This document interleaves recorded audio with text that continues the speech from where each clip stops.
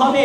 ও বন্ধু, তুমি দেখছো কিছুদিন আগে ফেসবুক এবং ইউটিউবের মধ্যে ভাইরাল একটা নিউজ আছে। সেই নিউজের মধ্যে বলা 24টা টুথপেস্টের মধ্যে 18টা টুথপেস্টের মধ্যে প্লাস্টিক জাতীয় ভাইরাস পাওয়া গেছে, প্লাস্টিক জাতীয় বস্তু পাওয়া গেছে।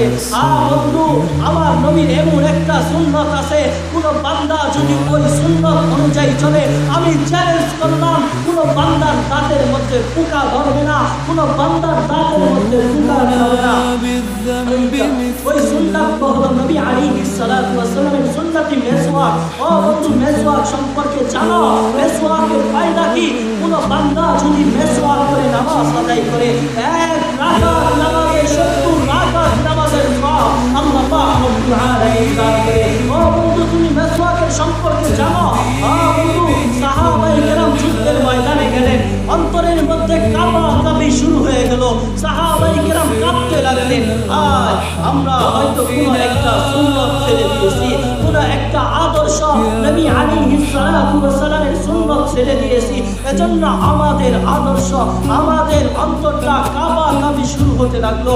সাহাবায়ে কেরাম তখনই চিন্তা করে দেখলেন, আজ তো আমরা কেউ মেসওয়াকের আমল করি নাই, মেসওয়াক করি নাই। সাহাবায়ে কেরাম সাথে সাথে জঙ্গলার গাছ থেকে ডাল ভেঙে মেসওয়াক শুরু করলেন। আর ওদিকে ইহুদি খ্রিস্টানের দলেরা, কাফের বাহিনীরা দেখলেন সাহাবায়ে কেরাম আনাম গাছ ভেঙে খেয়ে ফেলতেছে, আনাম গাছ চিবিয়ে খেয়ে ফেলতেছে। কাফের মুশরিকরা ভয় পেয়ে গেলেন। এটাই আমার নবীর সুন্নতের বৈশিষ্ট্য।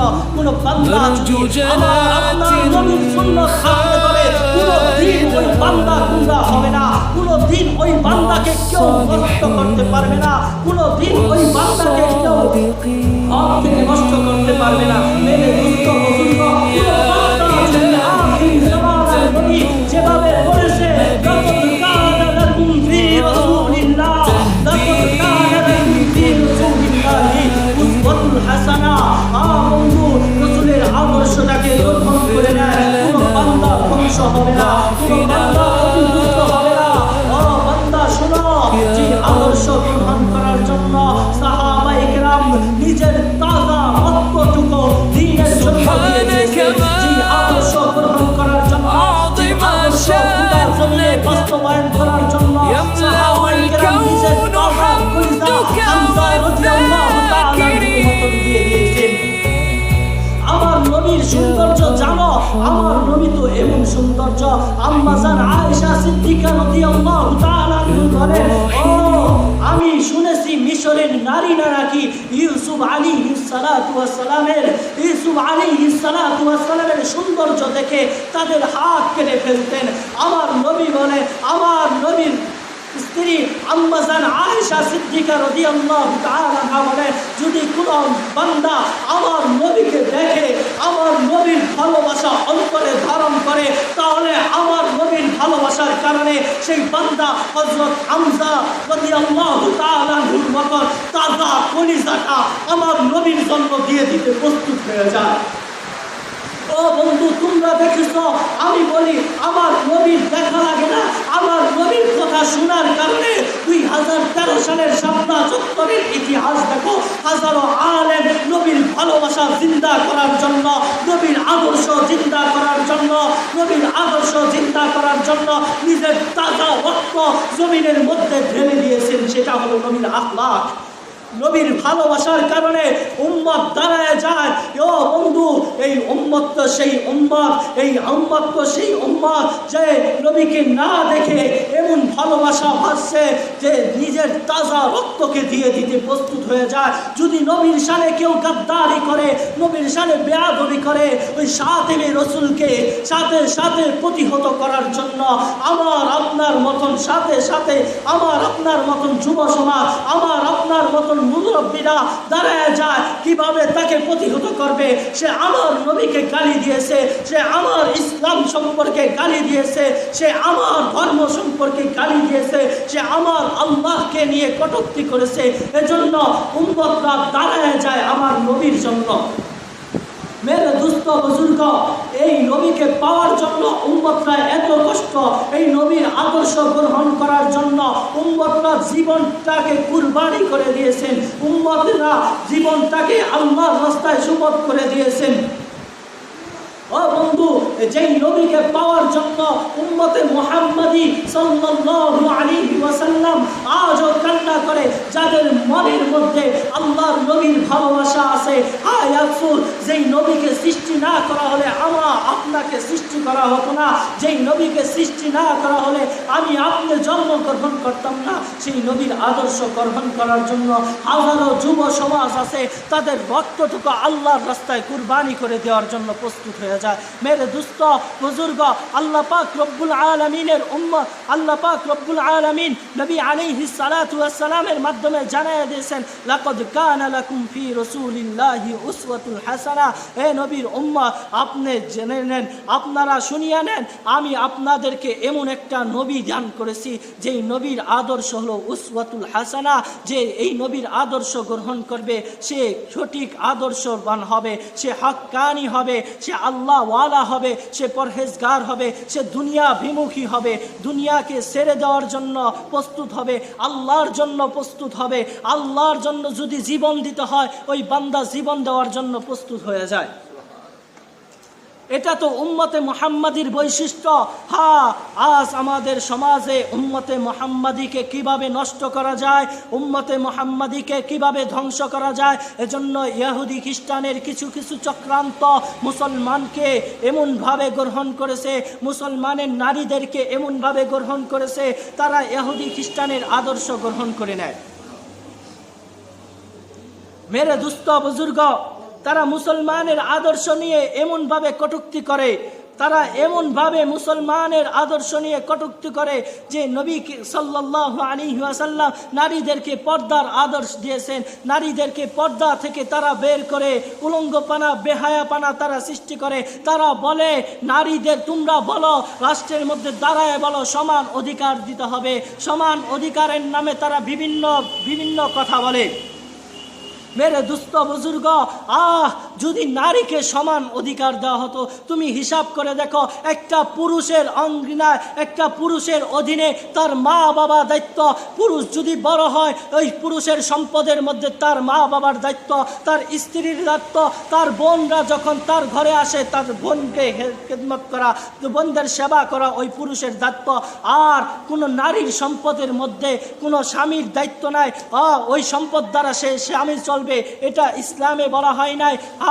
আজ তারা রাস্তার মধ্যে দাঁড়িয়ে দাঁড়িয়ে বলে আমাদেরকে সমান অধিকার দিতে হবে, বিভিন্ন ফিতনার মধ্যে তারা ছাড়িয়ে দিতেছে। মেরে দুস্থ, উলঙ্গপানা বেহায়াপানা উম্মতের মধ্যে ছাড়িয়ে দিতেছে। মুসলমানকে দেখছে, তারা বাঙালি জাতিকে দেখছে, বাঙালি জাতি একটু নিরাপদ আছে, তারা ইসলাম সম্পর্কে একটু ধাবিত, ইসলাম থেকে তাদেরকে কিভাবে দূরে সরানো যায়, ইসলাম থেকে তাদেরকে কিভাবে দূরে সরানো যায়, এজন্য তারা পায়তারা করতেছে। মেরে দুস্থ বন্ধু, যেই জাতি মুসলমানকে চিরতরে ধ্বংস করার জন্য প্রস্তুত হয়ে যায়, সে জাতি কোনোদিন মুসলমানের জন্য কল্যাণকার হতে পারে না। যে জাতি মুসলমানের রূপ ধারণ করে, যে জাতি মুসলমানের ইমাম দাবি করে, হিজবুত তাওহীদের যারা সন্তান, হিজবুত তাওহীদ যারা দাবি করে, তারা মুসলমানকে স্পষ্ট ভাষায় নবীর প্রেমিক থেকে, নবীর আশেক থেকে দূরে সরায়, ইসলাম থেকে দূরে সরায়, পর্দা থেকে দূরে সরায়, নারীদেরকে এমন বানায়, উলঙ্গ পানা বানায় দেয়, বেহায়া পানা বানায় দেয়। ও বন্ধু, আর আল্লাহ পাক রব্বুল আলামিন আদর্শ, আল্লাহ পাক রব্বুল আলামিন আদেশ করেছেন নারীদেরকে পর্দায় থাকার জন্য। তারা নারীদেরকে গুমরাহির মধ্যে, উলঙ্গ পানার মধ্যে ছেড়ে দিতেছে। বন্ধু, চিন্তা করো, একটু চিন্তা করো, যে জাতি বেশি সুখে থাকতে চায়, যে জাতি ইসলাম সম্পর্কে, ইসলাম থেকে সরতে চায় না, সে জাতিকে আজকে তাদের টেকনিকের মাধ্যমে, তাদের টেকনোলজির মাধ্যমে মুসলমানদেরকে সরিয়ে দিতে চায়। মেরে দুস্থ, বিভিন্ন প্রকার ফিতনার দ্বারা মুসলমানকে সরিয়ে দেয়। আগে দেখতাম প্রতিটা ঘরে ঘরে পবিত্র কালামুল্লাহর তেলাওয়াত হতো, পবিত্র কালামুল্লাহর তেলাওয়াত হতো। ফজরের নামাজ পড়ার পর ঘর থেকে কালামুল্লাহর আওয়াজ শোনা যেত। এখন দেখা যায় ঘর থেকে যখন আসি, ফজরের নামাজ পড়ার পর যখন বাসায় যাই, বাসায় বিভিন্ন এলাকার দিকে যাই, তখন দেখি ঘর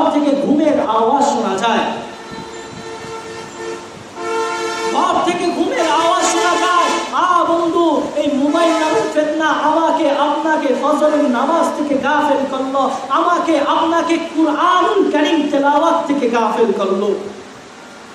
কুরআনুল কারীম তেলাওয়াত করার কারণে কোনো বান্দা যে আল্লাহ পাক রব্বুল আলামিনের দোয়া হবে, আল্লাহ পাক রব্বুল আলামিনকে সন্তুষ্ট করবে, এই সন্তুষ্ট করা থেকে তারা দূরে সরাই দিল। সারা রাত মোবাইল নামক ফিতনার কারণে মুসলমান গুমরাহি হলো। মোবাইল নামক ফিতনার মোবাইলের মধ্যে আসক্ত হওয়ার কারণে রাতের ঘুম নষ্ট হলো, দিনের কাজ নষ্ট হলো। ও বন্ধু, রাতের ঘুম শুধু নয়, তোমার আমার চেহারার সৌন্দর্যটা নষ্ট হয়ে গেল, নূরটা চলে গেল। তুমি দেখো একটা বান্দা যখন মোবাইল নামক ফিতনা থেকে বেঁচে থাকে, ওই বান্দা মোবাইল নামক ফিতনা থেকে বেঁচে থাকার কারণে ওই বান্দার চেহারার মধ্যে এক প্রকার নূর দেখা যায়। আমার আপনার আদর্শ এমন হয়ে গেছে, আমার আপনার আদর্শ এমন হয়ে গেছে, আমি ঘুমের আগে মোবাইল না নিলে আমার ঘুম আসে না, আমি ঘুম থেকে উঠলে মোবাইল না নিলে আমার ঘুম ভাঙে না, আমি ঘুম থেকে ওঠার সাথে সাথে গুনার কাজের মধ্যে জড়িত হই, ঘুমানোর আগে আমি গুনার মধ্যে জড়িত হই। ও মুসলমান, একটু চিন্তা করো, একটু চিন্তা করো, যদি আল্লাহ পাক রব্বুল আলামিন তুমি ওই উলঙ্গপনা বেহায়াপনা দেখে ঘুমাইলা, ওই ঘুমের মধ্যে যদি তোমার আমার মৃত্যু দিয়ে দেয়, আমার আপনার কি অবস্থা হবে? আমার আপনার কি অবস্থা হবে? একটু চিন্তা করেন। কাল কিয়ামতের ময়দানে যদি আমাকে আপনাকে দাঁড়া করানো হয়, ও বান্দা, তোমাকে তো আমি উসওয়াতুল হাসানা দিয়েছি, যেই নবীকে পাওয়ার জন্য সারা জাতি কান্না করেছে। উম্মতে হযরত ঈসা আলাইহিস সালাতু ওয়াস সালাম কান্না করেছে, হযরত মূসা আলাইহিস সালাতু ওয়াস সালাম এই নবীকে পাওয়ার জন্য কান্না করেছে। তুমি এই নবীকে পায়া কি করলা বান্দা? একটু হিসাব দাও। কি করব আমি আপনি কি হিসাব দিব?